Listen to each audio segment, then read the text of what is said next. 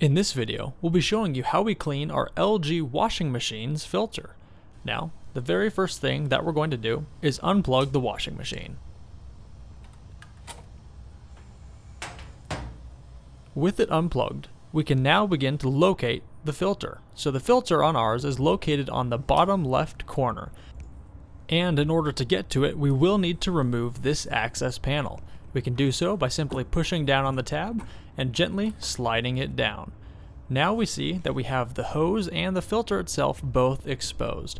Before we can take the filter out and do anything with it, we'll need to drain any excess water from the washing machine.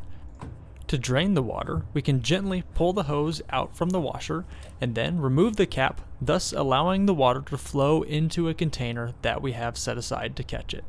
Now we would recommend using a very shallow container, as the one we have here was a little bit too tall and we had to switch it to something lower later on so we could get all of the water out of the washer.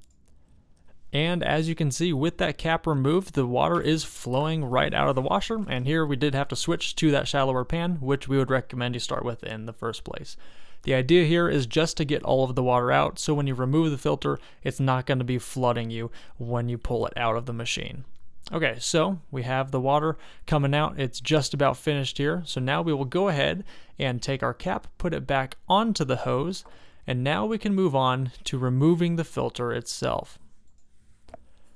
When taking the filter out, we do see there is a little wedge that we can grab, and we'll rotate it counterclockwise. And we're going to keep doing so until it is free from the washer and we can pull it out without any resistance.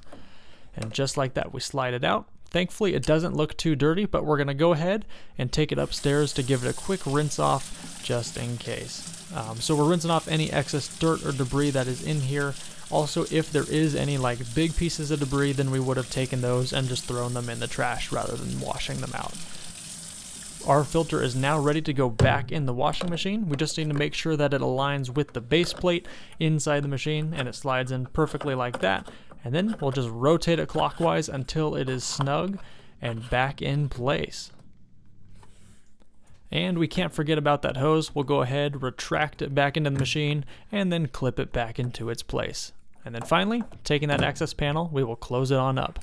Last thing we're going to be doing here is plugging in our machine and turning it on, and we are ready to go. If you found this video helpful, it would mean a lot if you could hit that like and subscribe.